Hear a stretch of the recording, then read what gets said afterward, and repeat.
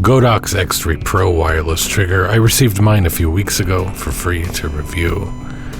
I've been testing it out quite a bit in my personal life. Shots of the wife, shots of the cat, random shots at my desk. I won't make you watch any of that. Today I'm going to be using it in the field on a shoot with Natalie. I'm upgrading from my Godox X2 Pro, which has served me well. Very, very well for not quite a year. It's still a very good trigger, but I do prefer the modern touchscreen interface of the newer Godox stuff. I don't have a long history with Godox, dating back to the Stone Age. I've had my same lights and flashes for decades. What caused me to finally get interested in Godox gear last year was the interconnectedness of everything. Simple, with very minimal setup.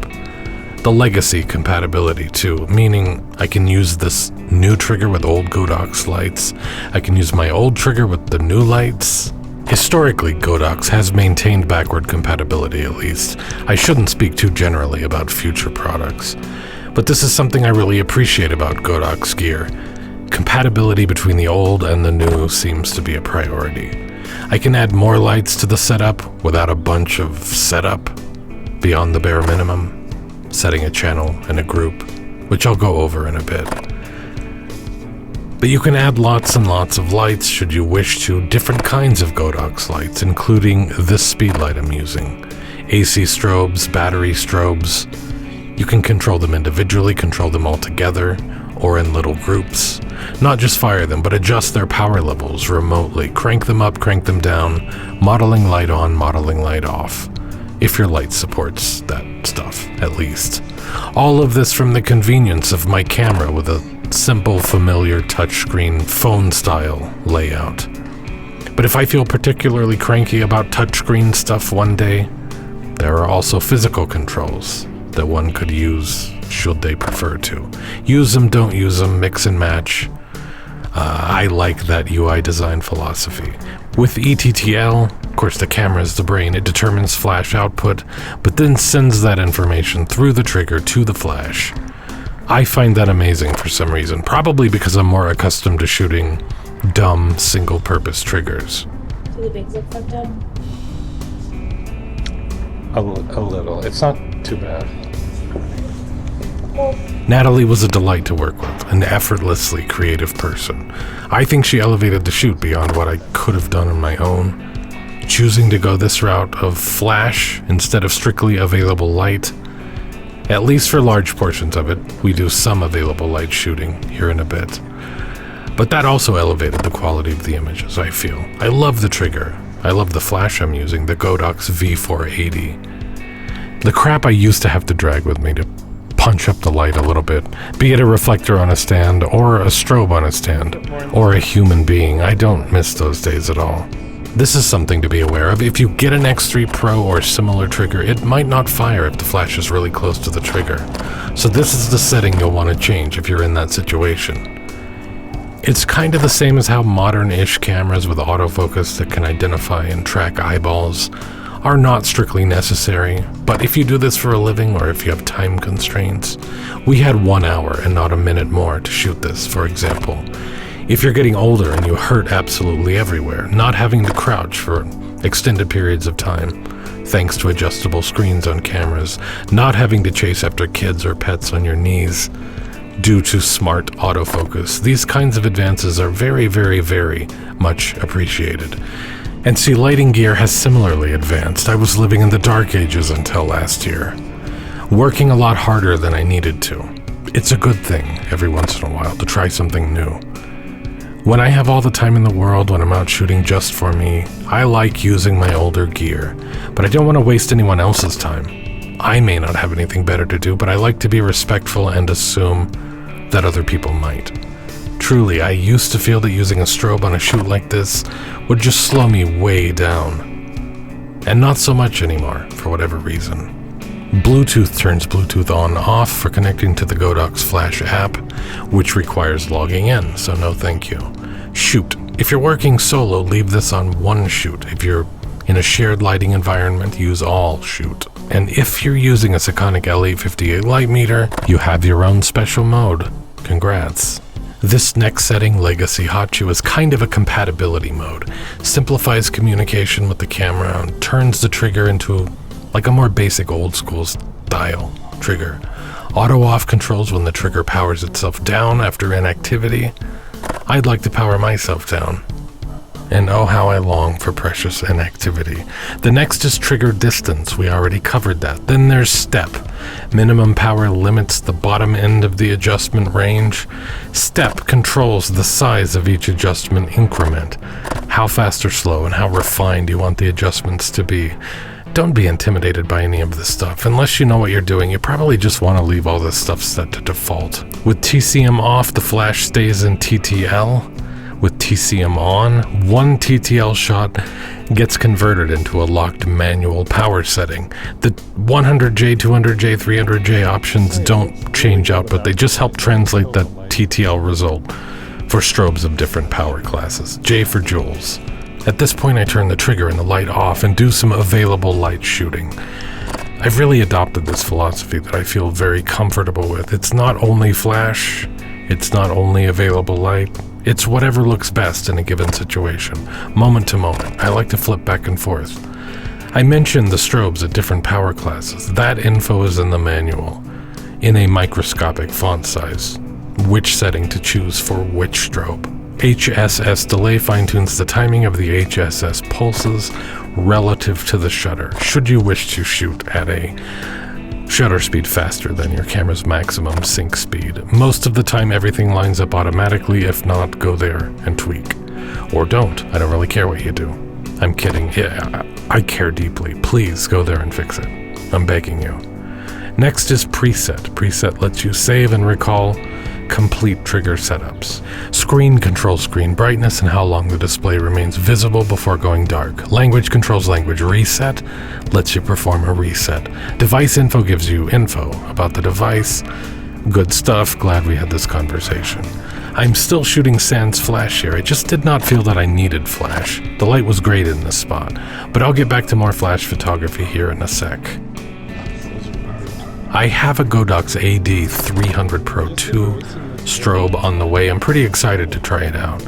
It's for an upcoming review. It's a bit larger, a bit heavier than the V480, but it's more powerful, probably. Faster refresh rates, probably. Most of all, better battery life, hopefully. That's what I'm looking to get out of it, at least. I mean, it's a battery strobe, it is not a speed light, so it's a different thing, but I've used my V480 speed light a ton, but only have the one battery. If the AD300 Pro 2 doesn't work out for some reason, then I'm going to invest in a few extra batteries for the V480. The X3 Pro trigger has unbelievable, amazing battery life, ridiculous battery life. Shoot all day and you're still at 90-something%. I mean, honestly, high 90s. I shot a bunch of stuff at home, then I shot this, and I was at 99% when I was done. So this is the main thing to be aware of. If you don't want to dig too much into the menu, just make sure the channel, the ID, and the group match between your wireless trigger and your light. Those three things. I'll show you groups in a sec. Groups are found elsewhere. I've done a lot of studio shooting in my time and a lot of location shooting, and they're really like two different skills. I like both, but I think that's pretty rare to like both. People, photographers, tend to have a strong opinion about which one they like and which one they want absolutely nothing to do with. I would say, though, it's only been fairly recent where I've managed to merge the two with any degree of success, at least consistently. Oh, I've tried over the years. I honestly don't know if it's the technology or it's just me having gotten more comfortable with it. But studio photography, I don't find it difficult in particular. Location photography, don't find it difficult. But using studio lights on location, I found that to be very, very difficult for a long time. A topic I ought to cover in the near future. I mentioned groups before. Besides channel and ID, even if you're only using one flash like I'm doing today, you still have to assign it to a group. On the flash itself, you have to tell it that it belongs to group A or B or whatever, and then you have to set the trigger to trigger that group. And of course, with more than one flash, you can assign other flashes to other groups or the same group, And on the trigger, you can choose which group or groups to trigger individually, simultaneously, whatever. So you buy one trigger, you buy one flash, set the flash and the trigger to the same channel, ID, and group. Multi-mode is fun for creative shots. You can set how many flashes you want in a given time period for single frame multi-exposure shots. Modeling light on, modeling light off, so you can see where the light is hitting your subject before you fire the shot. This is so dense. Hopefully it's useful. First curtain sync, high speed sync, rear curtain sync. First and rear are most relevant when you're shooting a very slow shutter speed. And high speed when you're shooting a very fast shutter speed, obviously. AF controls the trigger's AF lamp. Shutter control, I wasn't able to get this to do anything. Evidently, it can control the shutter remotely or on a delay, and it includes an intervalometer, but it requires either a cable that I don't have or a Godox XR receiver, which I don't have. So I decided to use the cable that I don't have, which didn't end up working because I don't have it. And the power of belief didn't seem to make any difference. So here we switch back to flash photography for a fun series. I'm dragging the shutter. I'm getting some practice in. When my AED300 Pro 2 arrives, I'm planning to shoot a bunch of stuff this way, similar to my combining a real location with studio lights though, and kinda sucking at it for a long time. I've been dragging the shutter for ages, lots and lots of shots of brides and or grooms exiting the venue after a wedding ceremony. But I've never had much luck applying this technique to portraits, and I'm really hoping to change that. I tried to look for an answer, tried to find a shortcut, to look for tips, and my eyes glazed over, and I just started groaning and drooling. I just don't learn that way. I just don't. And yet I got this shot, which is, in my estimation, the best photograph I've created in ages. Thank you, Natalie. Effortless creativity. I'm over here trying everything I can think of like a frantic monkey, and Natalie is just nailing every shot.